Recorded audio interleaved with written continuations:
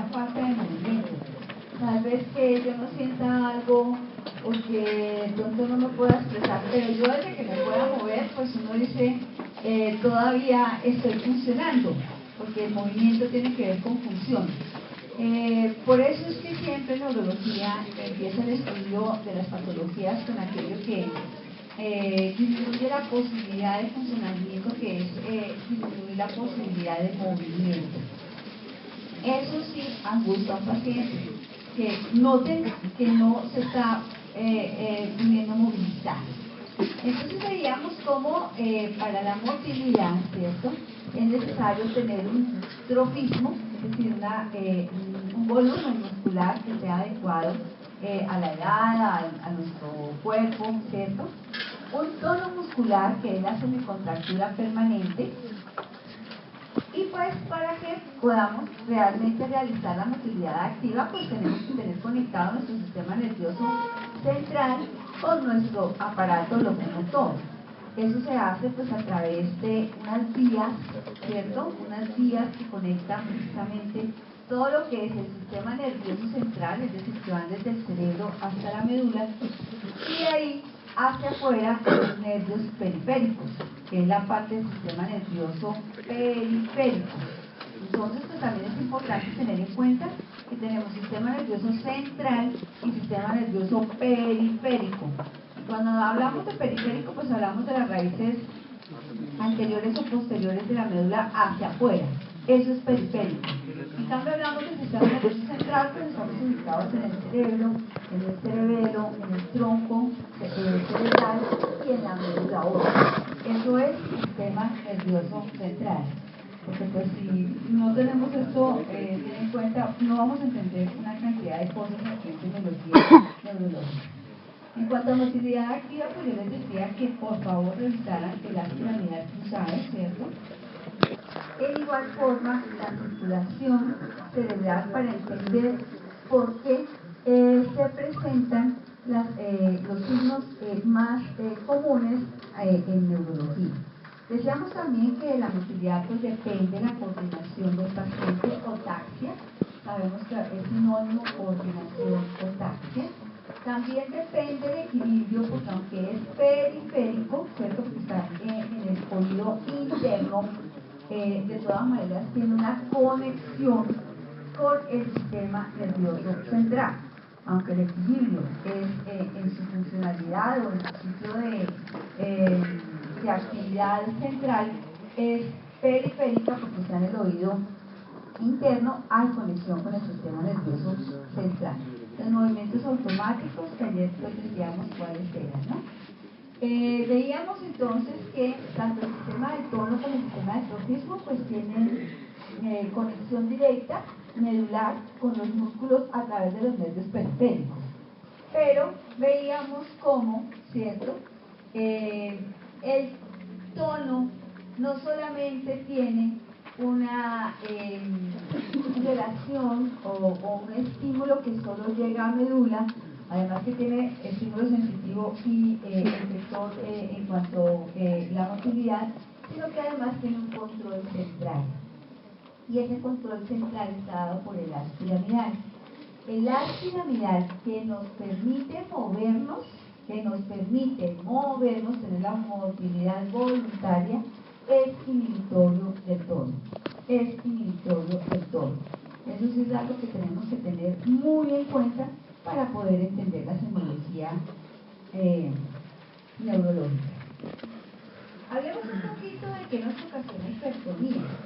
Entonces, pues ya dijimos que por acción central, ¿cierto?, si tenemos un compromiso del haz piramidal, vamos a tener hipertonía.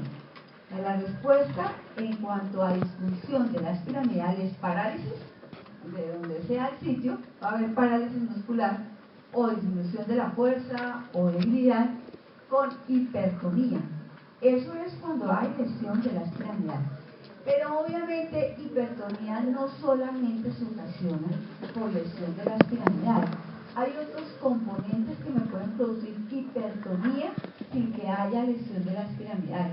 Eso lo tenemos que tener muy en cuenta cuando veamos a un paciente que está hipertónico, que tiene hiperreflexia, verificar bajo qué contexto clínico está, a ver si es por lesión de la piramidal o a ver si tiene otro tipo de etiología, hipertonía muscular. Por acción central, entonces, pues definitivamente pues es por lesión de la piramidal, pero también, ¿sí? Pero también la irritación meningia me ocasiona hipertonía sin que haya compromiso de la piramidal. Sin que haya compromiso de la piramidal.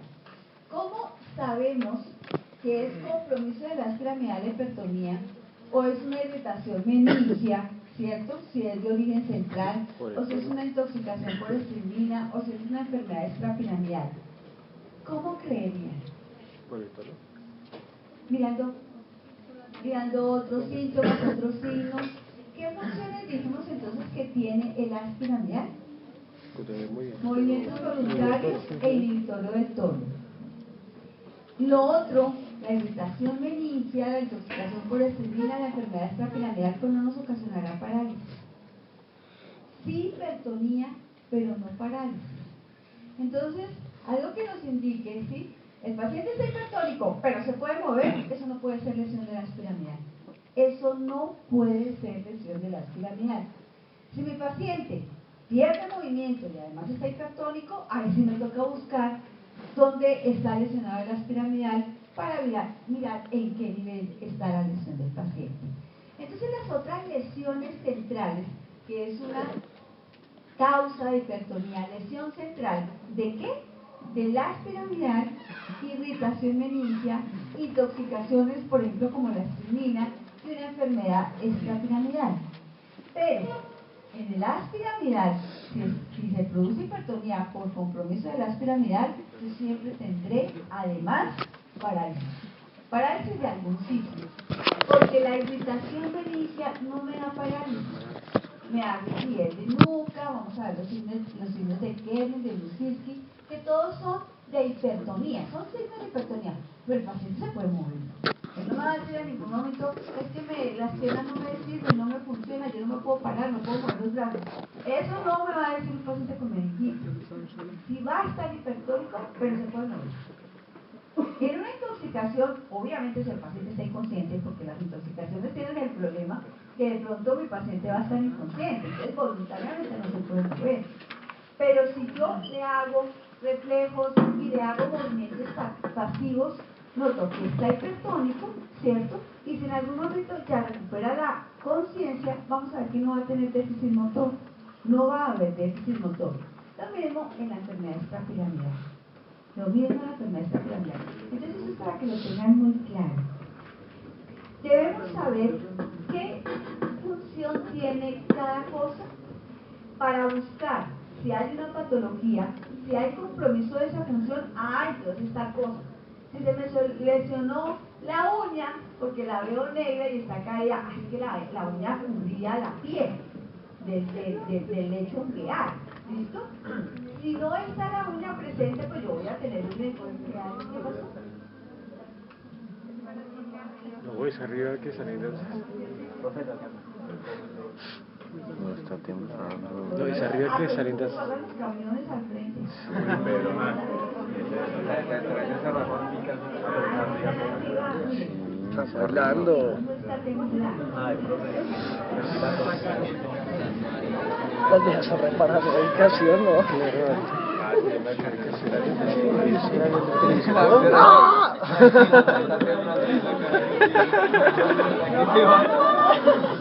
no salga en orden porque el micrófono. Entonces, de las tres causas que nos dice la diapositiva de hipertonía, una, estos caballos,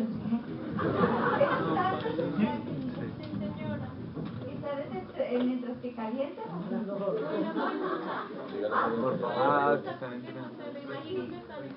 pues, por favor, Si se calman.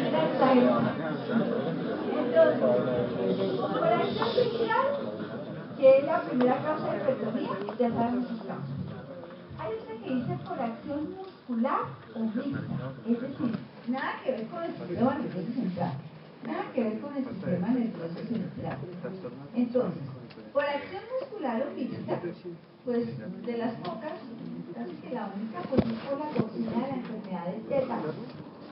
Un paciente con tétanos, que no sé pues si ustedes lo alcancen a ver algún día, porque afortunadamente a raíz de la vacunación masiva, ¿cierto? Es muy raro que de pronto ustedes puedan ver un paciente con tétanos, pero en las zonas rurales, donde a las embarazadas no se les coloca la vacuna contra el tétanos, ¿cierto? El niño puede tener tétanos neonatal, ¿cierto? El niño, con lo que se corta el cordón umbilical, si ustedes saben que esta toxina, pues este elemento está en metales oxidados, ¿cierto?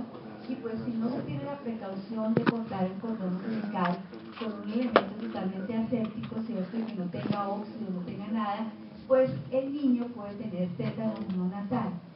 Ese tétanos también origina hipertonía muscular, ¿cierto? Es la sinología que presenta el tétanos. Pero lo mismo, es un niño que se puede mover, pues un paciente que se puede mover. Lo que pasa es que está absolutamente espástico. Ok, ya nos dijeron que se puede. Ese es el tétanos, ¿cierto? Y también hay hipertonía que no es por lesión, ni irritación meningia, ni haz piramidal, ni una intoxicación, ni nada que dijimos a nivel central. Sino, obviamente esta toxina tiene actividad con los nervios periféricos. Eso sí, no es central, es periférico. Es una toxina que tiene citotoxicidad de los nervios, es decir, la parte del sistema nervioso periférico, y por eso produce esa hipertonía. Y otra causa de hipertonía, no de acción central, sino propiamente muscular, es la que se origina en la pared abdominal por peritonitis. Habrán escuchado el signo de abdomen en tabla, ¿cierto?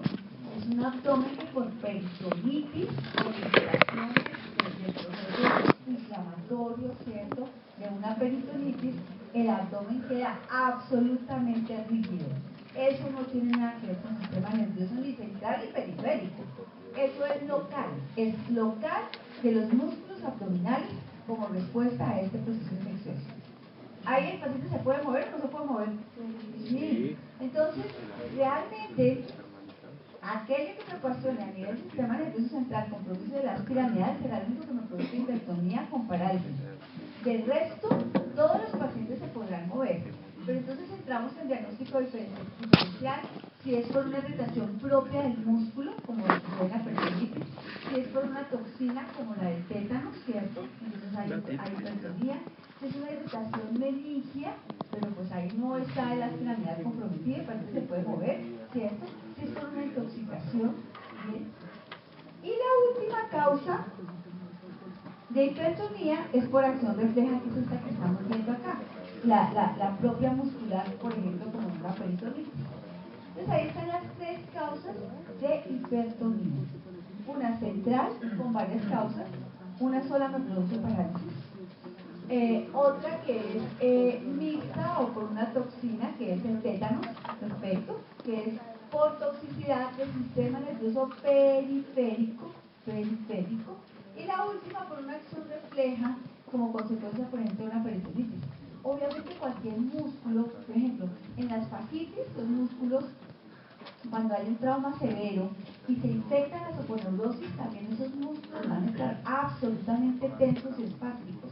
Entonces, todo proceso que haya inflamatorio de las aponeurosis pueden ocasionar hipertonía muscular refleja. Así como la peritonitis del abdomen, que se pone en tabla, también si yo tengo un paciente con fascitis necrotizante, este es un tema que ustedes van a ver en cirugía, que son pacientes de grandes traumas con infecciones severas a nivel de las aponeurosis. Y no importa en dónde, en el brazo, en la pierna, donde sea, el músculo va a estar hipertónico por esa reacción refleja, ¿cierto?, a ese proceso inflamatorio. Pero el paciente va a poderse mover, va a poderse con dificultad por el dolor y lo que quieran, pero se puede mover, ¿listo? Se puede mover. Bueno, eso es la hipertonía. Si hay hipertonía, pues hay otras causas que me pueden producir hipotonía. Hipotonía. Y las hipotonías están presentes en toda lesión del sistema nervioso periférico. Del sistema nervioso periférico. La única excepción que me da hipotonía en el sistema nervioso central es cuando tengo compromiso de las asas anteriores de la médula. Es en la única oportunidad que el sistema nervioso central me produce hipotonía es por compromiso de los cordones anteriores de la médula. De ahí para afuera, todas las lesiones del sistema nervioso, pero ya estamos en periférico, me producen hipotonía. ¿Listo? Entonces, las lesiones de los nervios periféricos. Si yo tengo una lesión de mi nervio radial, de mi nervio musculocutáneo, de mi nervio femoral, de mi nervio ciático, ¿cierto? Si yo tengo una lesión, también voy a tener parálisis. También voy a tener parálisis, porque si yo interrumpo la inervación de un músculo, se me paraliza. Pero si es periférico, es hipotónica. ¿Listo? Entonces, tanto la lesión de los nervios periféricos como la lesión de la piramidal, ambas me producen parálisis.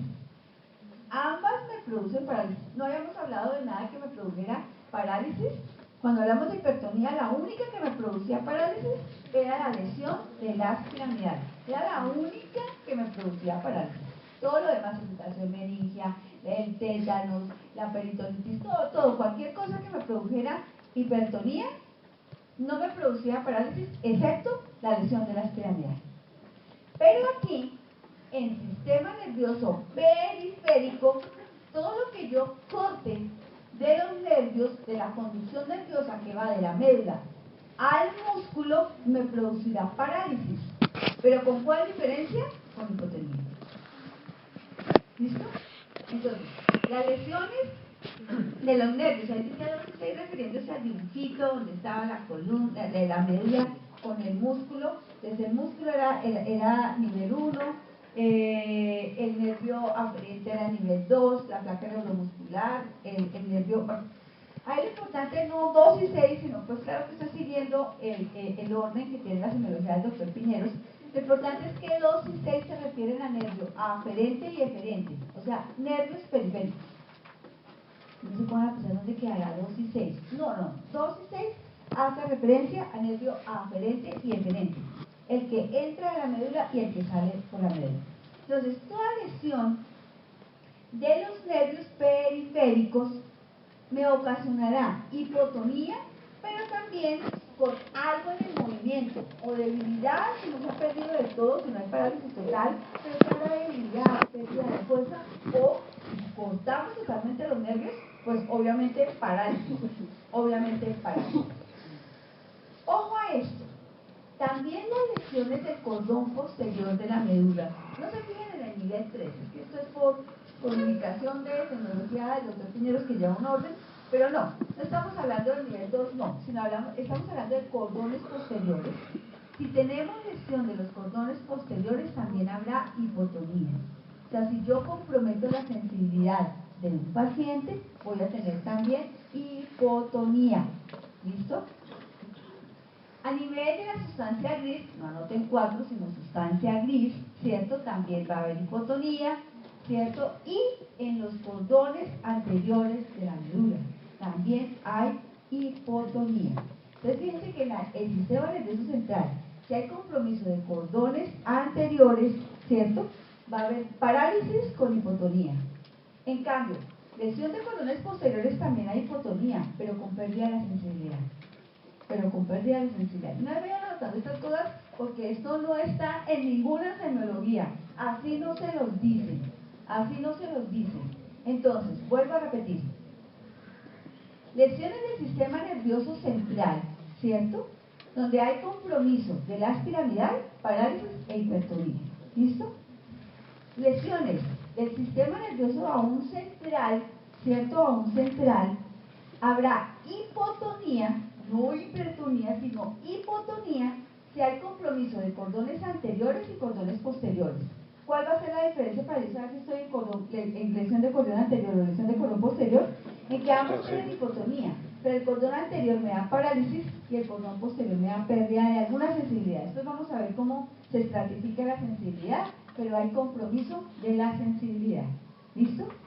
Y entonces, ¿qué pasa en el cordón lateral? Si ustedes estudiaron, me dan la respuesta.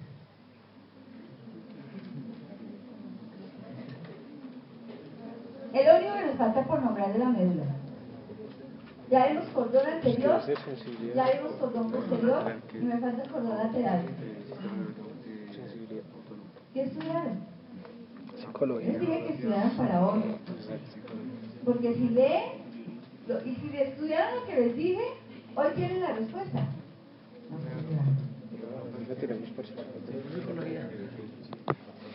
¿Qué hay en el cordón lateral de la médula? ¿Qué tenían que estudiar ayer? Ahí va fácil. ¿Qué les tenían que estudiar ayer? Las pirámides. ¿Cuál? ¿Qué estudiaban? Las pirámides. ¿Recorrido de quién? Las pirámides. Ah, bueno, entonces, ¿quién me cuenta el recorrido de las piramidales? Ay, ¿ahí qué pasa en el cordón lateral? Termina el as piramidal. Termina el as piramidal. ¿Quién me dice el recorrido de las piramidales que ya sabemos dónde termina? ¿Dónde empieza? La corteza. Pues ya lo he estudiado. Están perdidos en neurología. Si no estudian anatomía aquí, quedan totalmente desubicados para poder descifrar la tecnología. Esto es como un acertijo. Neurología es un acertijo. Si tú sabes los fundamentos, sabes decir qué tiene tu paciente. Acá vamos a ver el recorrido de la piramidal, pero de verdad, era importante. Ustedes sabían que termina el as piramidal en el cordón lateral de la médula. ¿Qué va a pasar si tengo una lesión del cordón lateral de la médula? No en la corteza cerebral, no en el tronco, no. ¿Qué va a pasar? Parálisis e hipertonía. ¿Sí ven? Entonces, miren que ya sabemos, si hay lesiones únicas en la médula, ya sabemos qué puede pasar. En el cordón anterior de la médula va a haber parálisis con hipotonía. En el cordón lateral de la médula va a haber parálisis con hipertonía. Y en el cordón posterior de la médula va a haber hipotonía con pérdida de la sensibilidad. ¿Qué lo bonito? Así es que ¿no? Así es que uno tiene que aprender las cosas. ¿Por qué? En el cordón lateral, que ahí termina las piramidales. Ahora vamos a ver el recorrido, pero ahí termina el as piramidal. Si yo tengo una lesión del cordón lateral de la médula, por eso es que ahí no está mencionado, porque estamos hablando de hipotonía. Y como ya dijimos de hipertonía, que era lesión del as piramidal, ustedes tienen que saber por dónde pasa el as piramidal. Para saber que si yo tengo un paciente con hipertonía y parálisis, ¿sí?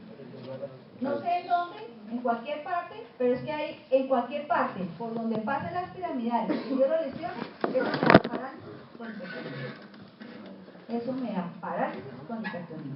Y el as piramidal precisamente termina en el cordón lateral de la médula. Entonces, para que lo tengan presente. Bien. ¿Qué más me produce hipotonía?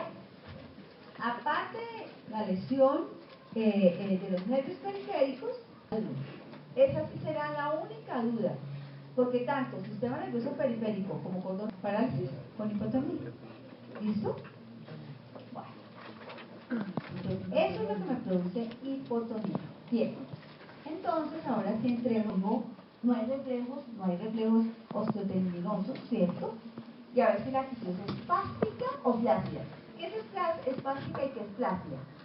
¿Sabe cómo se escribe flácida? Dicen la A y con C. ¿Qué es flacidez? Que termina en Z. ¿Qué es flacidez? No hay contracción, está ahí toda como una gelatina de toda la contracción. No hay contracción muscular. Bien, para ustedes el as piramidal. Lo estudiamos. Entonces, ¿de dónde a dónde va el as piramidal? Entonces ustedes lo veían ahí, porque antes me eran todos separaditos, ¿no? como que no lo ubicaban metido, no, toca meterlo en el sistema nervioso central, porque la piramidal está metida en el sistema nervioso central, no al periférico, no va hasta los nervios, ¿viste? Tú dijiste, hasta los cordones laterales de la médula. La médula todavía es sistema nervioso central. Fácil, como es un cordón, entonces va desde el cerebro hasta la médula. ¿Listo?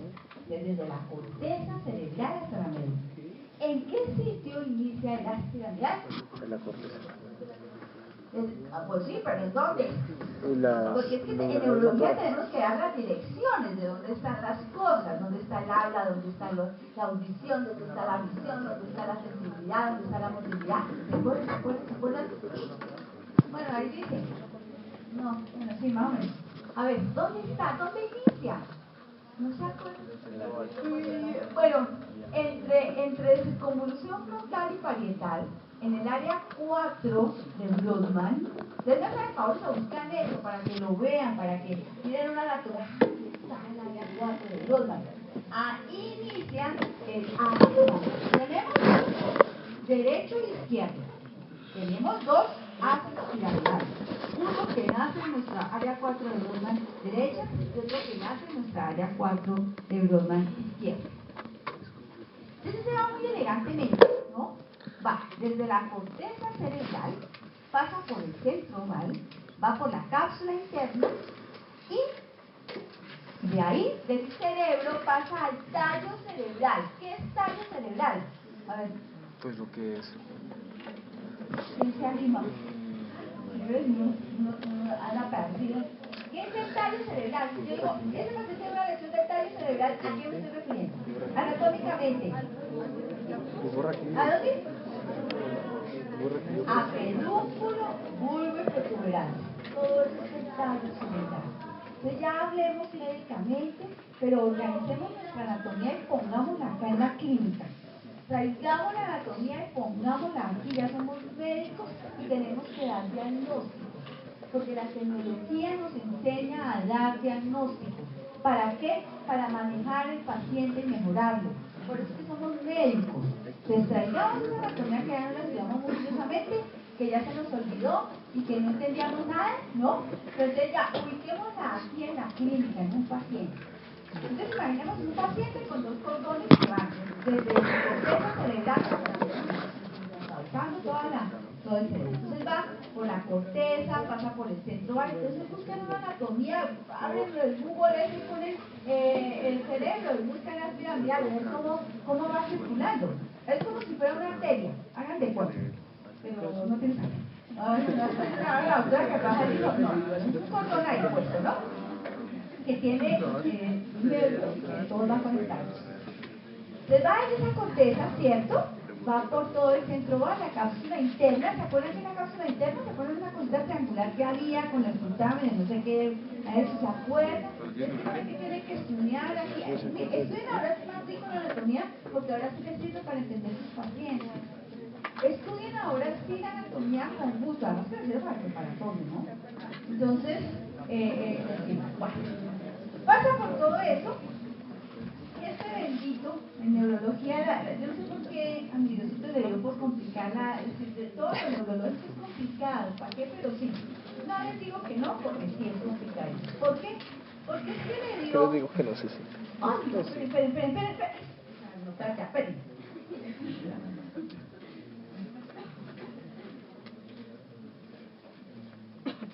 ¿Y qué pasó con la... se perdió... Para atrás. No, tenemos ahí la diapositiva que teníamos de las pirámides. ¿Qué se dan cuenta? ¿Qué pasa después del bulbo? Que Venus asume la pirámide. Eso es lo complicado. ¿Qué le da por cruzarse antes de entrar a la médula? Ajá. Entonces, el pie derecho se vuelve izquierdo en la médula y el pie izquierdo se vuelve derecho en la médula. Y se aloja en el cordón lateral de la médula. ¿Listo? Pero cruzado. Por eso se llama así. Ácido piramidal cruzado. Porque le da por cruzarse. Es el que lleva la motilidad. Es el que nos mueve. Entonces, si yo muevo mi brazo derecho, es porque mi ácido piramidal izquierdo me está dando la orden de moverme. y lo contrario. ¿Listo? Entonces, esta es otra cosa que tienen que tener súper en cuenta. Que los derechos izquierdos y izquierdos derechos. Es otra cosa que uno cree que son fotos, pues, verán. Listo. Bueno, ahora sí anoten pues la nomenclatura semiológica.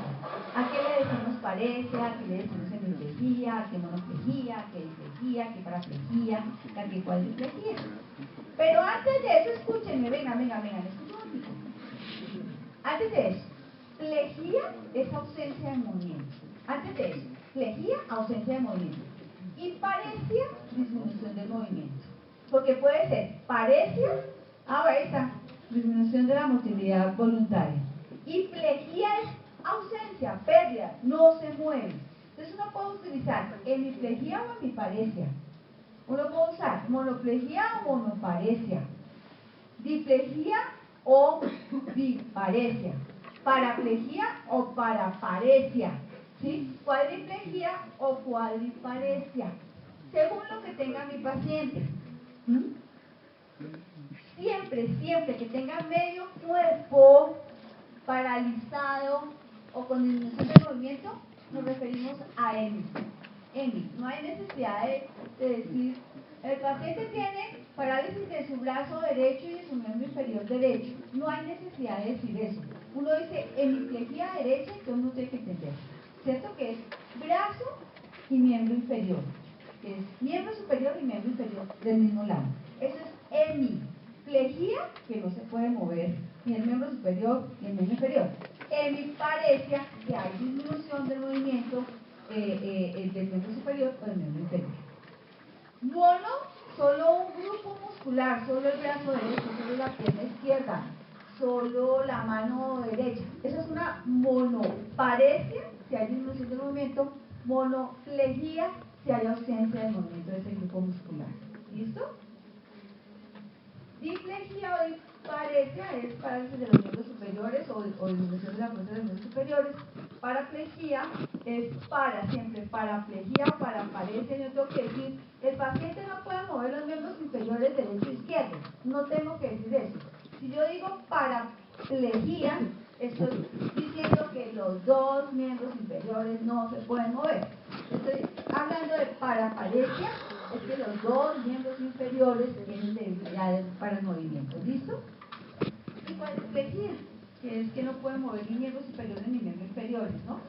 Cuadriparesia es que tiene débiles miembros superiores y miembros inferiores. ¿Listo? Algún movimiento se registra, pero está muy disminuido. ¿Listo? Entonces, ojo, porque en el examen escrito tienen que fijarse en si yo coloco plejía o paresia. Plejía o paresia. Y el paciente no me dice, doctor, tengo hemiparesia. No. Él me dice, yo no sé, pero estoy como débil del medio lado derecho. ¿Cierto? Estoy como débil. Uno le pregunta, ¿usted se puede mover? Sí, pero no tengo la misma fuerza que el otro lado. Eso es paresia. ¿Listo? Eso es paresia. Eso es nervioso. ¿Listo? Porque hay disminución del movimiento, hay debilidad muscular. Entonces, cuando que si tengo una debilidad muscular, hay que verificar si de verdad hay pérdida de fuerza o no, para saber si tenemos un problema nervioso, o es metabólico, o es que tiene pereza, o es que es lo que le pasa al paciente. Entonces, miren todo lo que nos toca ir a buscar. ¿Les quedó clara esa nomenclatura? No se pierden, ¿no? Ojo, parece plejía porque a veces esos términos se enredan un poquito cuando... Y el paciente no les va a decir parece plejía. Pero a ustedes sí les toca traducir en una historia clínica si es parecia o plejía lo que tiene el paciente. Con cuidado, ¿no? Listo. Entonces ahora sí vamos a complicar. Hagan eso y me escuchan. Ahí lo que dice que las lesiones de la corteza cerebral o del centro ovalo de la cápsula interna se van a comportar con parálisis de cara, tronco y miembros del lado opuesto. Eso es lo que dice la diapositiva. Si se lo aprendiera así y lo entendiera así, pues fácil. Pero vamos a ver. Entonces anoten ahí que todas las lesiones, anoten así como un texto, ¿no? Como algo. Todas las lesiones que estén ubicadas en la corteza cerebral, en el centro vagal y en la cápsula interna, me van a producir parálisis contralateral porque hay compromiso de cara, tronco y miembros del lado opuesto. Va a tener parálisis del lado opuesto, por eso se llaman lesiones contralaterales. Por eso se llaman lesiones contralaterales. Porque si yo tengo una lesión izquierda, la parálisis es derecha. Si tengo una parálisis derecha, pues es porque tengo una lesión izquierda. ¿Listo? Pero miren el nivel en donde estamos. Estamos en corteza cerebral, está en la área 4 del Goldman, que es pseudolándica, que está entre la circunvolución frontal y parietal, y ahí están todos, las piramidales, todos, ahí están. Ahí empieza la piramidal, en la corteza cerebral. Pasa por la cápsula interna del mismo lado, por el centro vagal del mismo lado, por el tronco cerebral del mismo lado, es decir, protuberancia, pedúnculo, bulbo, y antes de entrar a la médula, se cruza y se aloja en todos los cordones laterales de la médula. Pues en el cordón lateral, pero a nivel de toda la médula. Cordón lateral en toda la médula. Ahí quedó, ya, la extremidad, ahí se acabó. En cordones posteriores y cordones anteriores no hay aspiramidal. Por eso, las lesiones que vayan de la corteza hasta la médula, en las arterias laterales de la médula, van a producirme parálisis e hipertonía. ¿Cierto? Sigamos. Pero sucede, ¿cierto? Que en el tallo cerebral están los pares craneanos. Y ahí se nos complica un poquito el asunto. Están los pares craneanos, ¿cierto? Bueno, anoten esa diapositiva y me ponen cuidado porque no estoy velocidad de polígono de uno. Más tarde les digo por qué. Yo ya sé que no lo estudiaron. ¿Quién lo estudió? ¿Sí lo estudiaron? ¿Quién irriga el área 4 de Brodmann? Ahí está. ¿Quién irriga? ¿Rama de quién es la cerebral media? ¿Rama de quién es? ¿Con qué me da? ¿Rama de quién es la cerebral media? ¿Rama de quién es? Ojo lo que les pregunto para que contesten lo que uno pregunta. Eso es lo que les pasa en el examen. No preguntan una cosa y contestan otra. Tienen razón en una respuesta si uno preguntar otra cosa, pero no es que uno está preguntando una cosa. ¿De quién es rama la cerebral media? ¿De la? Pues estudiaron polígono 1 y ustedes comunicaron. ¿De quién? No. La cerebral media, está aquí. No. Bueno, vayámonos por detrás. ¿De dónde viene la arteria basilar?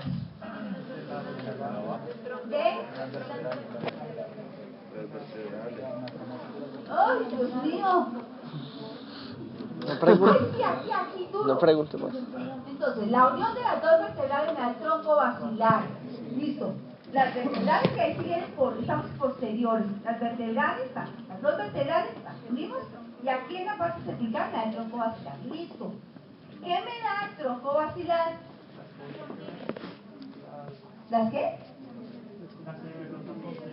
La cerebral posterior. Ya, quedemos ahí, esperen. Ahí, dejamos ahí las cerebrales posteriores. Vámonos para adelante. No hay que estar vacilares atrás, vertebrales son atrás, cerebral posterior es atrás. Fácil, hasta su nombre lo dice. Entonces, ¿dónde está la cerebral media y de dónde viene? Sí, de la carótida interna. La carótida interna, sí, es que nos faltamos ahí. Lo que sí. Estamos vivos, listo, acá. La carótida. Ubiquémonos en el paciente, traigamos la anatomía, pongámosla acá, no la vemos en el libro. Ahora sí, pongámonosla. Vistámonos de la anatomía. Aquí está la carótida interna, ¿listo? Esa carótida interna entró y ¿qué le pasó? Se divide. ¿En qué? ¿En qué? Cerebral interna, porque hay externa y hay interna, ¿no? No, esa es la externa. Estamos en la interna se metió al cerebro y ¿qué pasó? Ya ahora sí, todo el cerebro que partió cerebralmente y cerebral anterior.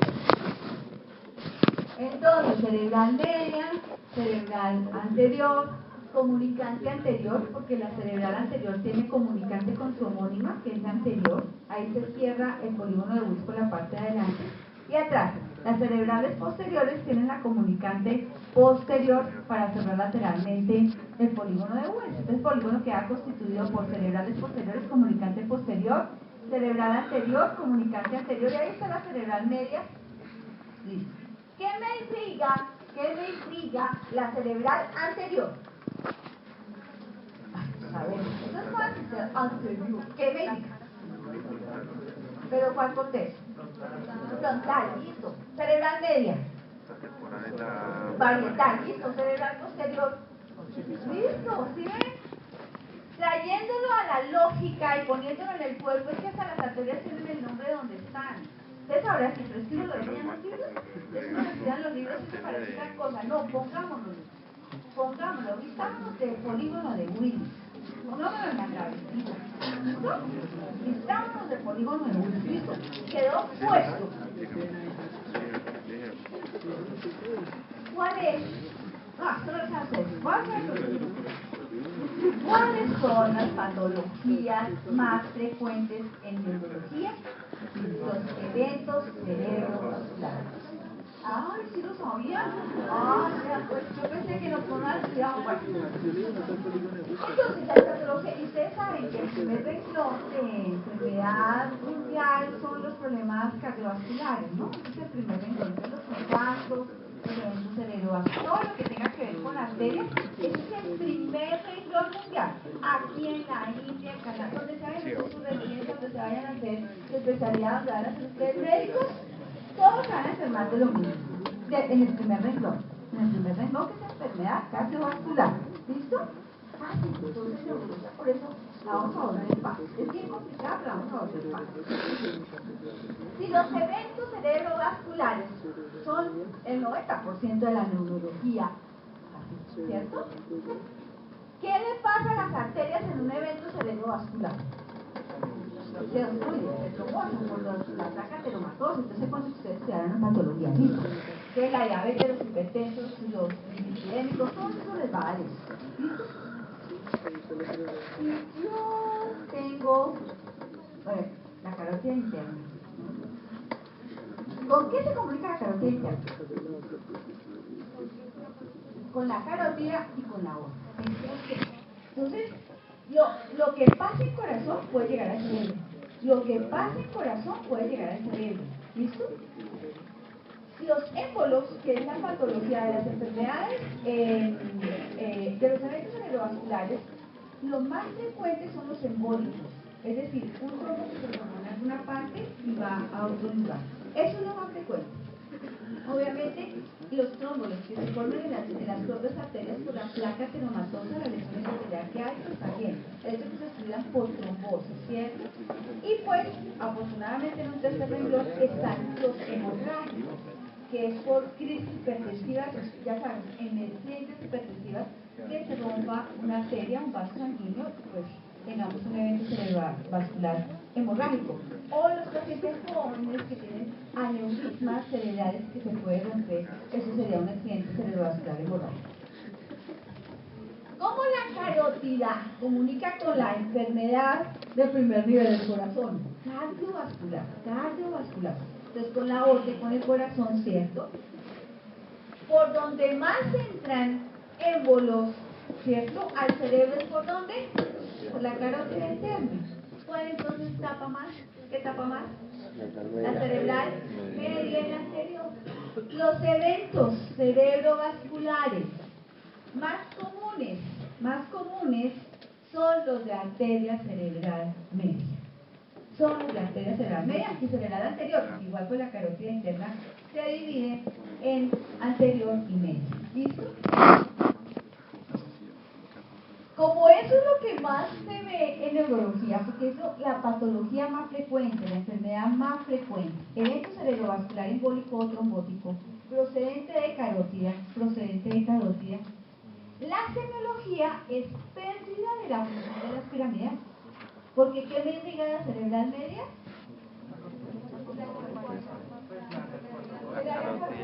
O sea, donde inicia las piramidales. La cerebral media que está ahí parieto frontal y la cerebral anterior que está totalmente frontal, ¿cierto? Preciso con las arterias que me irrigan la función de las piramidales. Y esto vamos a ver que ahí también llega la sensibilidad. Aquí en lo parietal, en la corteza parietal, tenemos casi que todas nuestras principales funciones neurológicas.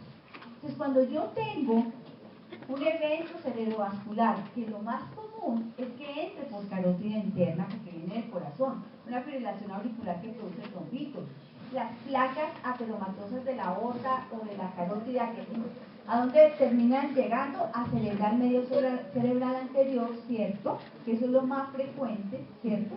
Por su mayor flujo, porque tienen un flujo terrible, entonces ese flujo hace que esos eventos ahí sean más frecuentes. Lo que se me va a perder es la función de las piramidales. ¿Listo? Esas son las lesiones que estaban aquí, las primeras, las de corteza, son las más frecuentes. Las de corteza cerebral, ni siquiera tanto las de cerebral cápsula interna. Las más frecuentes son las de corteza cerebral. Entonces, ya les dije todo. ¿Quién me construye cómo se ve un paciente si se le tapó la arteria cerebral media derecha? Díganme. Ya les dije todos los componentes para que puedan decir. Semiológicamente, ¿cómo se ve un paciente? Háblenlo 2 minutos entre ustedes, alguien levanta la mano y me lo dice. ¿Alguien levantó la mano o no lo espera?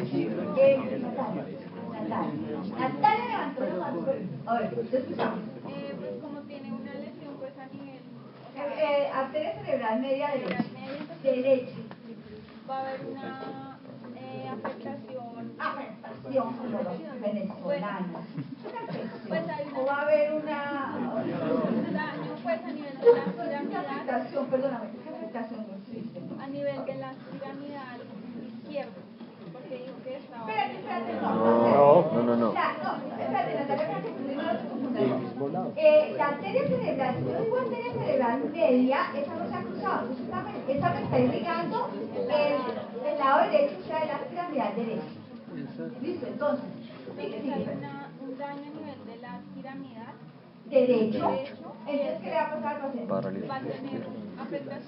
tener afectación izquierda. ¿Va a tener qué? A ver, hemiplegia izquierda. Eso, hemiplegia izquierda.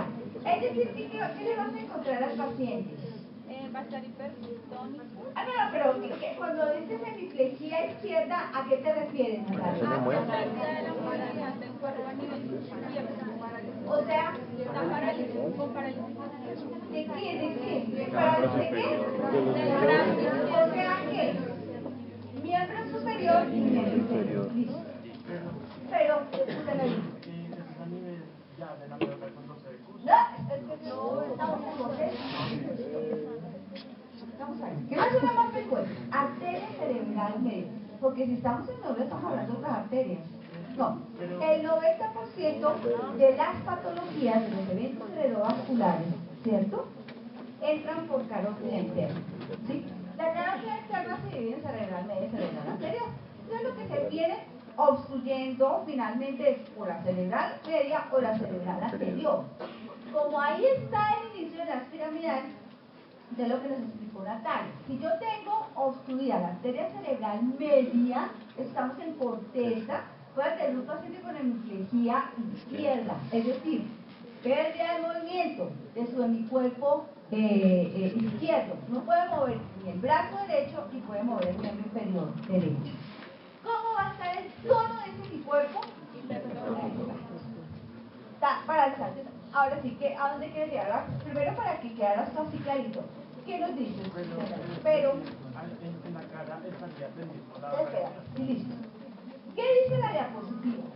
Decir que aparte, entonces ahí sí, aparte de que yo tengo en este paciente hemiplegia izquierda, aparte, porque tengo una lesión de la arteria cerebral media derecha, aparte de que tengo compromiso de esto, la hemicara también izquierda de ese paciente también. La hemicara izquierda va a estar paralizada.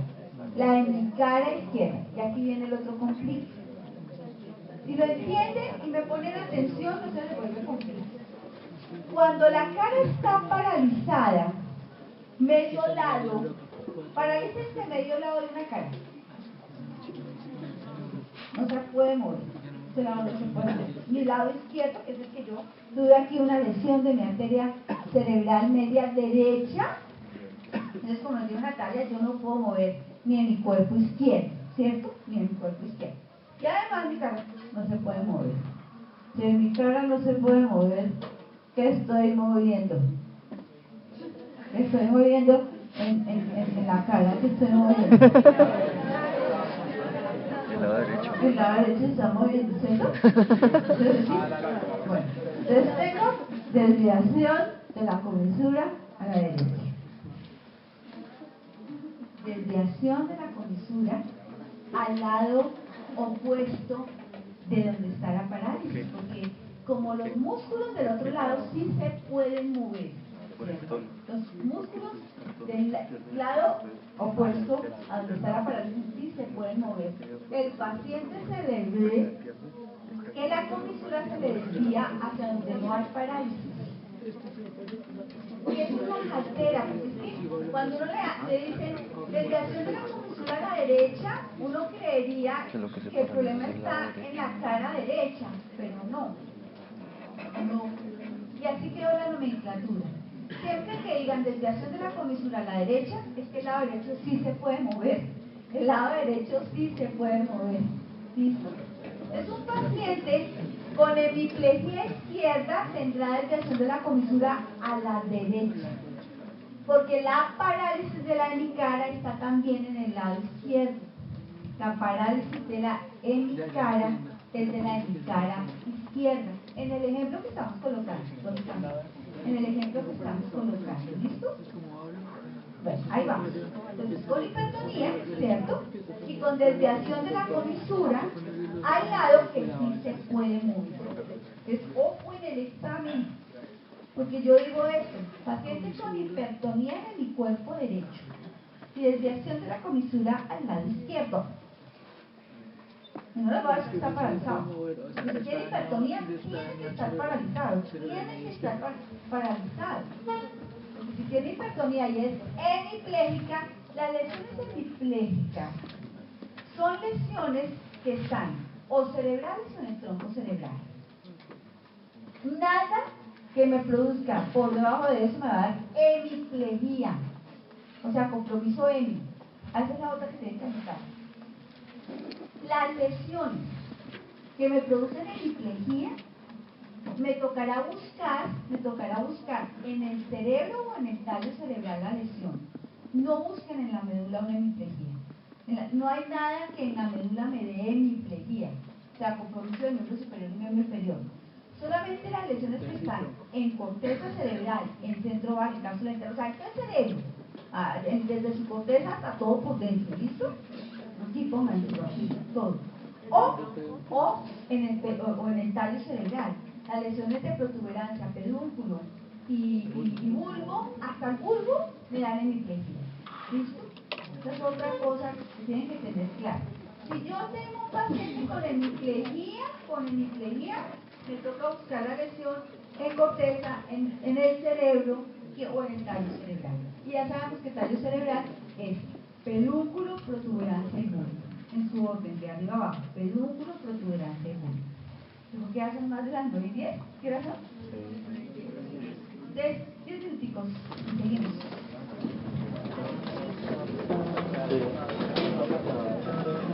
Cápsula interna son las denominadas hemiplegias supratentoriales. ¿Qué es el tentorio?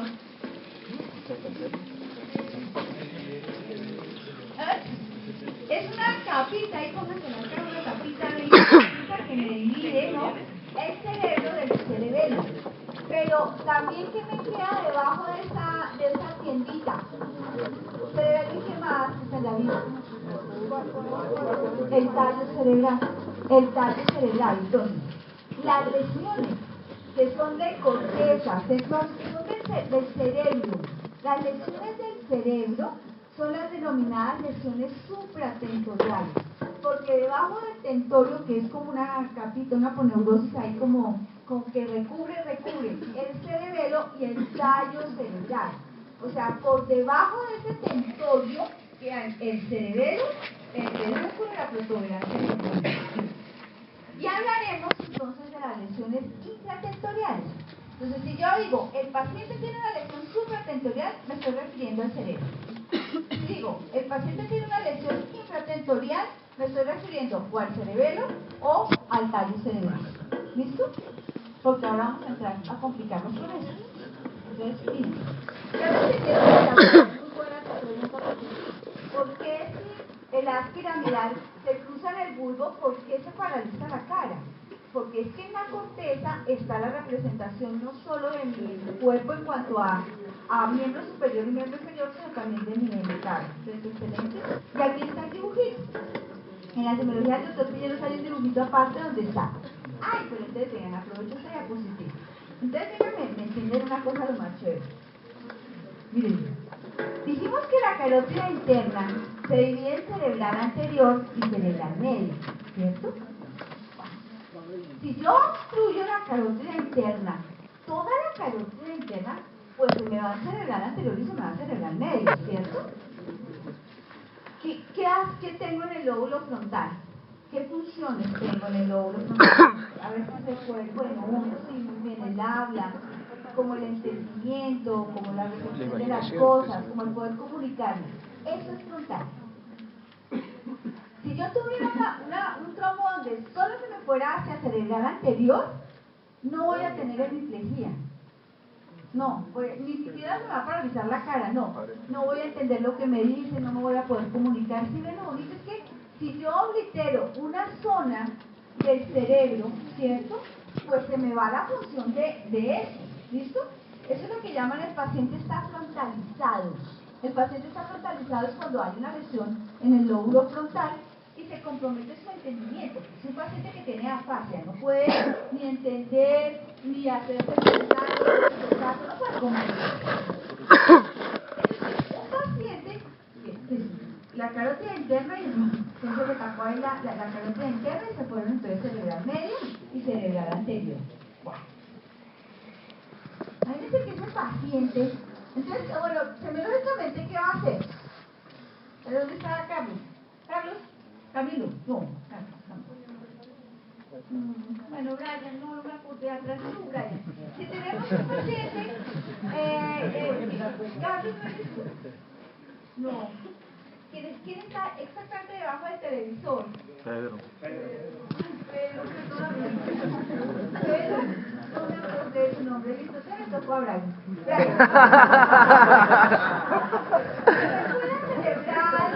La carótida interna derecha, Brian. Ya sabiendo lo que dijimos del cerebral anterior y media que hace, entonces, ¿qué va a tener un paciente que se me le obstruya la carótida interna derecha, Brian? Listo, entonces tiene hemiplegia izquierda, no puede mover la hemicara izquierda, entonces tiene desviación de la comisura a la derecha y no me va a entender. Es un paciente que no se puede comunicar conmigo. Pasan los días, 2, 3 días, ¿no? Imagínense que ese paciente empieza a tener movimiento de la pierna y me empieza a entender, pero sigue con imposibilidad de mover su brazo y la cara, pues bueno, ahí va. Por la disposición, miren, por la disposición, ¿cierto?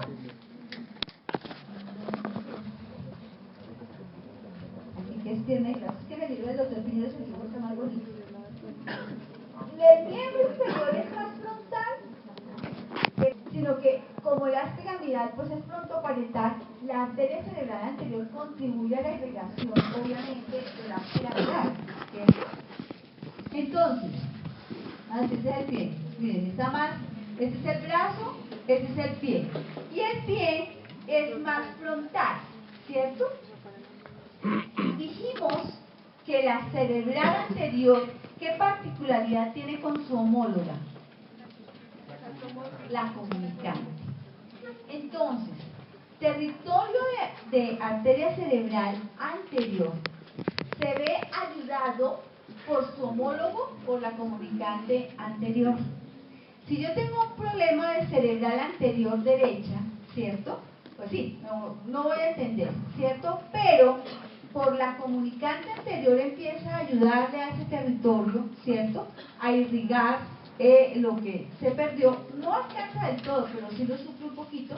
Entonces los pacientes que tienen hemiplegia recuperan más rápidamente el miembro inferior que el superior. El movimiento del miembro, porque la arteria cerebral anterior, el pie, la pierna, está más dirigido más hacia la parte frontal que parietal. Entonces la cerebral anterior alcanza, si fue un tronco en la carótida interna, la cerebral de la derecha, la cerebral anterior izquierda por comunicante anterior le puede mandar algo de irrigación a esa parte frontal, solo a la frontal, no a todas las piramidales. O sea, el de la cerebral media sí se va, quedó sin irrigación. ¿Listo? Ya decía, porque la duermes, Brian, no la duermas. No la consientas. Ponte derechita. ¡Ay, no, Brian! Entonces, la arteria cerebral anterior alcanza a tener un poquito de suplencia por la comunicante anterior de su homónimo. ¿Listo? Entonces, sí, a ver, miren en la calle, los pacientes que tuvieron un evento cerebrovascular y que no pudieron recuperar del todo, ellos caminan, o sea, pueden caminar, pueden volver a caminar. De pronto su miembro inferior no queda totalmente fortalecido, pero pueden volverse a poner en pie, no quedan en silla de ruedas. Gracias a que la cerebral anterior del otro lado les alcanza por comunicante anterior. Entonces son pacientes que quedan hipertónicos porque se ven caminando, yo no sé desde dónde hacerme para que me vean, pero se ven caminando así y con el bracito así no lo pueden mover. Aquellos que quedan con secuela definitiva de un evento cerebrovascular de arteria cerebral media. Porque hay otros que recuperan totalmente, pero los que quedan con secuela pueden caminar, ¿cierto? Porque esto, la arteria cerebral anterior les alcanza a suplir para poder volver a mover la pierna que quede dicha. Finalmente, pues uno con el bracito del otro pues le hace eso. Pero por uno volver a caminar, no queda uno en silla de ruedas, claro, un poquito espástico, ¿cierto? Entonces es la llamada marcha de Oz. Oz con H y con Z. La Oz esa no es la o no sé, sí, la cegueta esa para cortar el pasto en los cultivos. La Oz que, entonces, esa hace este movimiento, por eso la marcha en Oz, ¿cierto? Pero el brazo sí no recupera. El brazo no recupera porque el brazo sí es muy parietal, o sea, la irrigación de brazo sí queda comprometida cuando se bloquea de toda la piramidal. Entonces no se recupera la cerebral media, entonces el brazo sí queda sin movimiento. Entonces es más difícil que se recupere, o sea, si va a quedar con secuelas, ¿no? Si no es un evento cerebrovascular isquémico transitorio, que eso sí recuperan a las 24 horas, sino que es trombótico y embólico y hace necrosis por impacto de la zona del área 4 de Brodmann. La pierna, afortunadamente, por irrigación cerebral de su homónima anterior, cerebral anterior de su homónima, se puede mover un poquito, ¿cierto? Porque la pierna es más frontal, pero el brazo sí es totalmente parietal. Ese sí no se recupera. Entonces ahora se van a entender los pacientes que tuvieron un evento y la carita así, esa es la terminología de un paciente que quedó con secuelas y no se recuperó. Pues no pudo quedar normal. ¿Listo? Esas son las lesiones supratentoriales, las de corteza cerebral, ¿no? Lesiones supratentoriales. Y hablamos de supratentorial en corteza cerebral, cápsula interna y centro alto se comportan exactamente lo mismo. Bueno, puede que la cara no esté tan comprometida en centro oval y cápsula interna, es más de hemiplegia, pero de todas maneras de pronto se puede dar compromiso. Las supratentoriales se comportan todas como, todas son contralaterales a la lesión. Esa es la máxima que... Las lesiones supratentoriales, y me refiero a supratentorial, con corteza cerebral, centro oval y cápsula interna, ¿cierto? Son contralaterales. O sea, hay hemiplegia contralateral, todas, de la hemicara y el hemicuerpo, contralateral a la lesión, ¿cierto? Si se me fuera cerebral, media derecha, se me pone unidad piramidal derecho, entonces tengo hemiplegia de mi cara izquierda y hemiplegia izquierda de mi cuerpo. Ah, no, puede suceder, ojo con eso porque puede ser hemiplegia o hemipalegia, sí señora. Sí, dependiendo de qué tanta sea la extensión de la, si hay infarto o no, si digamos son estos isquémicos de 24 horas, no se va a ver todo el movimiento, pero eso está muy débil, está parético, entonces parético también es de paresia, parético, hemiparético, hemiparesia, es cuando hay debilidad, claro, puede ser hemipléjico o hemiparético o hemiparésico, ¿ok? Sí señora, muy buena tu pregunta, exacto. Puede comportarse o total o más o menos, ¿listo? Bien. Esas son las lesiones supratentoriales, corteza, centro oval, cápsula interna. Compromiso de las piramidales. Listo. Vayámonos al infratensorio. Eso suena como, uy, sí, son terribles porque aquí se complica un poquito la vida. Vamos bien, ¿no? Hasta donde vamos entendiendo, ¿no? Todo. Bueno. Ahora sí compliquémonos un poquito. Vale. En el tallo cerebral aparecen los pares craneanos, los orígenes reales y aparentes de los pares craneanos. Entonces en el pedúnculo está el motor ocular común, está el patético, en la protuberancia están el motor ocular externo, el trigémino y el facial. Aquí sí facial. Y en el bulbo están los cuatro últimos, pero sobre todo el as piramidal tiene que ver mucho con espinal y hipogloso. Con neumogástrico y glosofaringio, pues no los toca. ¿Listo? Entonces, en pedúnculo, motor ocular común, papatica, que es el patético, ¿cierto? En protuberancia están motor ocular externo, trigémino y facial. Y en el bulbo están los dos últimos, espinal y hipogloso. Pueden de pronto tener compromiso un poquito de neumogástrico y glosofaringio, pero pues sobre todo es hipogloso y espinal. Estos benditos pares tienen inervación doble de los dos as piramidales, tanto derecho como izquierdo, tanto derecho como izquierdo. Los pares que tenemos ahí en el tallo reciben inervación de los dos, tanto el derecho como en el entrecruzamiento de los ases le mandan a los pares tanto el izquierdo como el derecho. ¿Listo? El hemicuerpo sí sigue estando debajo del entrecruzamiento. El hemicuerpo sí está debajo del entrecruzamiento. Sucede entonces que cuando yo tengo una lesión del as piramidal en el tallo cerebral, se me compromete el par craneano del mismo lado de la lesión. El compromiso del par craneano es del mismo lado de la lesión y la hemiplegia sigue siendo contralateral. Entonces, en las lesiones del as piramidal a nivel infratentorial, el compromiso del par craneano es del mismo lado de la lesión y la hemiplegia de todas maneras es contralateral a la lesión, ¿no? A la misma. Bueno, voy a repetir. Si tenemos una lesión infratentorial del as piramidal, eso quiere decir protuberancia, pedúnculo y bulbo, ¿cierto? Eso es infratentorial. El as piramidal no pasa por el cerebelo, por eso yo no lo estoy estoy nombrando, que también es infratentorial del cerebelo, pero es que por ahí no pasa las piramidales. Por el cerebelo no pasa. ¿Listo? Que una vez se quieran anoten. Por el cerebelo nada que ver con las piramidales, nada que ver. Ahí no va. Pero bueno, ese también es infratentorial, pero por ahí no van las piramidales. Entonces, cuando yo diga lesiones infratentoriales de las piramidales, me estoy refiriendo a pedúnculo, protuberancia y bulbo, no más. Aunque el cerebelo queda infratentorial, cuando las lesiones son infratentoriales de las piramidales, voy a tener compromiso del par craneano del mismo lado y hemiplegia contralateral a la lesión. ¿Les quedó anotado?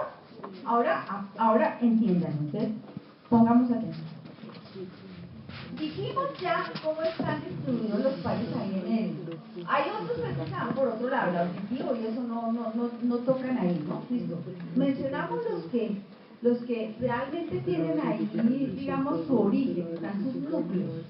Mencionamos el motor ocular común, mencionamos el patético, el motor ocular externo, el trigemio, el facial, el espinal y el hipoglósico. No porque los otros tienen otro recorrido, ¿listo? Tienen sus núcleos en otra parte, ¿listo? Recuerden, el oftálmico está aquí occipital, el olfatorio está aquí por aquí como frontal, el frontovertebral, ¿sí? Entonces nombramos los que están ahí en el tallo. Listo, si yo dije eso, bueno, además, ¿quién irriga el tallo? Entonces, ahí sí nos vamos para atrás. El tronco está irrigado, el tronco cerebral, el tallo cerebral está irrigado al cipo cerebral posterior. Ya no es de carótida interna, o sea, ya no es muy común, ay Dios, gracias, y ya les digo por qué, no es muy común. La mayoría de los eventos cerebrovasculares son de cerebral media o cerebral anterior, porque entran por carótida interna. Ahora sí ya me entienden, ¿sí? ¿Por qué tengan que estudiar algo de Will? Bueno, en cambio, los de cerebral posterior son los menos comunes. Cerebral posterior irriga el tallo y también el cerebelo, pero la piramidal no pasa por el cerebro. ¿Listo? Cuando sea de tallo, o sea, una de las arterias de la cerebral posterior, las pedúnculares, las vulvares, es preciso pues que me irrigan el tallo. Entonces, si yo tengo una lesión, les voy a poner a hacer, tienen que, ya saben cómo es la cosa. Ya les dije lean eso, lo vuelven a esto, se les obstruyó la peduncular izquierda. Ya, ¿qué va a pasar? Pues, Háganlo ahí cerca cada uno. Con eso que ya les dije que entonces ¿qué va a pasar?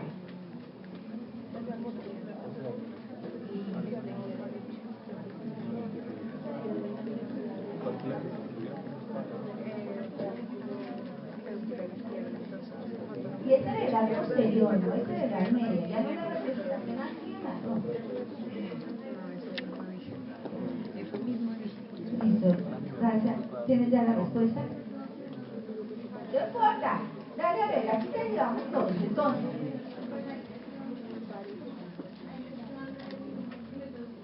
es de peduncular izquierda.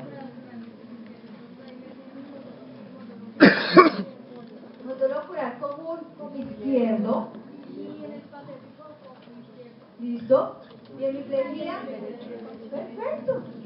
Eso es. Entonces, voy a tener un paciente con parálisis del motor ocular común izquierdo, o sea, del mismo lado de la lesión, ¿cierto? Y la hemiplegia es derecha, al otro lado de la lesión. Entonces, bueno, si hubiera compromiso, porque de pronto no hay de cara por lo que no hay representación. Y como ya no estás comprometiendo el facial, ahí sí ya no estás comprometiendo el nervio facial, entonces de pronto no vas a tener compromiso de comisura, sino del motor ocular común y de patético. Entonces, si yo tengo aquí, si yo veo un paciente y está paralizado algo en la cara de un lado y la hemiplegia está al otro lado, eso es lo que se llama las hemiplegias alternas. Hay una cosa en el lado derecho y otra cosa en el lado izquierdo. ¿Listo? La hemiplegia siempre es contralateral a la lesión. O sea que ustedes dicen, si tiene hemiplegia izquierda, de todas maneras la lesión es derecha. Eso sí. O sea, la hemiplegia les dice el lado de la lesión, porque siempre es contralateral. Si yo tengo hemiplegia derecha, la lesión es izquierda. Pero si en la cara tengo al otro lado de la hemiplegia, un par comprometido, no hay movimiento de un par. Después hablamos de qué hace cada par para saber cómo sería el motor ocular común paralizado. Después hablamos cuando veamos pares, ¿cierto? Entonces yo veo eso, que la cara de ese paciente no puede mover el motor ocular común, o sea, no puede mover su ojo izquierdo, pero tiene paralizado el lado derecho. Eso es una alterna, y las alternas son de tallo cerebral. Son las denominadas intratentoriales, hemiplegias alternas, porque hay una cosa a la derecha y otra cosa a la izquierda. ¿Sí? Bonito, ¿no? Listo. Es que así, esto es ningún libro de los yo duré 10 años concentrado. Hoy lo digo mejor que lo que se les dije al semestre pasado. Cada vez lo digo más entendido. Entonces, esto es complicado. Pero así entendidito, pues lesiones supratentoriales, las más frecuentes en neurología, que va a tener una hemiplegia derecha, la derecha también está paralizada, usted ya sabe que está al lado izquierdo y que sabe que es supratentorial, porque todo, tanto cara como hemiplegia, todo está en el mismo lado, pero al lado contralateral de la lesión, ¿cierto? Porque la hemiplegia siempre es contralateral, dime. Sí. Sí. Entonces queda predominando la inervación del mismo lado. Queda predominando la inervación del lado contrario. Claro. Y queda predominando ahí, sí.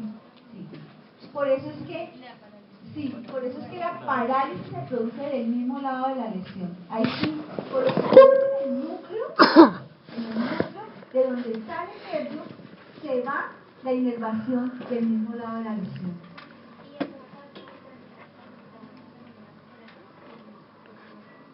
No, vete pues, imagínense que las lesiones intratentoriales son de un pésimo pronóstico. Siempre que yo tengo una lesión intratentorial, estoy pegado al bulbo, estoy pegado al centro cardiorrespiratorio. O sea que los pacientes, además, con eventos cerebrovasculares posteriores, primero siempre les van a llegar inconscientes. Entonces ahí va a ser muy difícil determinar cuál es la neurología, ¿cierto? O sea, qué par está comprometido. Bueno, ahí por pruebas de reflejos, porque los reflejos son los que nos salvan la parte de neurología cuando el paciente está inconsciente, es que yo sé dónde está la lesión, ¿cierto? La hemiplegia, después les digo cómo se examina, porque los músculos como están hemipléjicos, están hipertónicos, entonces caen más rápido porque parecen bloques. Cuando uno levanta los brazos de un paciente, cae más rápido el hemipléjico por la hipertonicidad que tiene, ¿cierto? Cuando está inconsciente. Estos pacientes nos toca, si ustedes están en dudas, remítanlo. O sea, si se alcanzan a ver que un paciente tiene par de un lado y hemiplegia del otro, eso es intratentorial. Ese paciente en 6 horas se les puede morir, porque el edema del tallo, siempre después, todo evento cerebrovascular produce edema cerebral, produce hipertensión endocraniana. Y este edema en el tallo, porque el cerebral más que desde que el tallo esté bien, pues no comprime tanto, pero el edema del tallo cerebral hernia al paciente. ¿Han escuchado eso de herniación? Exacto. Entonces, se oblitera el centro cardiorrespiratorio y se muere el paciente. Entonces, los infratentoriales son de peor pronóstico que los supratentoriales. Afortunadamente el 90% son supratentoriales, porque vienen de corazón, entran por carótida interna, ¿sí? Es raro que por vertebrales y tronco vacilar entre un émbolo, un tronco, es muy raro. No son tantas, la patología aterosclerótica no está tanto posterior, es más de nuestro corazón, de nuestra aorta, carótida, ¿sí? Afortunadamente. Los supratentoriales son de alta morbilidad, es decir, dejan secuelas y todo, pero no son mortales, a menos que sean hemorrágicos. Porque ahí se me rompe una arteria, la hipertensión que causa eso, hernia. Entonces, por eso es que un trauma craneoencefálico te puede matar, por la hemorragia, porque la hemorragia comprime la masa cerebral y hernia al paciente. Los eventos cerebrovasculares hemorrágicos, que los hay, la hipertensión, que me rompa la arteria cerebral media o cualquier arteria, ese sangrado produce hipertensión endocraniana y de hernia al paciente. Entonces los hemorrágicos son también de peor pronóstico como los intratentoriales, porque no solamente tienen edema, sino además hemorragia que está ocupando espacio y ven en el paciente. Acuérdense que dijimos que síntomas y signos de hipertensión endocraniana en el paciente que esté neurológicamente comprometido, que empiece a tener bradicardia, respiración de Cheyne-Stokes, que yo le haga el fondeo que tenga papilema, que tenga vómito en proyectil, pilas con el paciente. Porque si el evento cerebrovascular es supratentorial, pero me está haciendo eso por edema cerebral, una hipertensión endocraniana, pues también me lo va a matar. ¿Sí no? ¿Ya la tenemos? Yo creo que ya acabamos o seguimos. Ya acabamos. Entonces, ahí quedamos. Repasen bien todo hasta donde vamos para el viernes y ahí volvemos.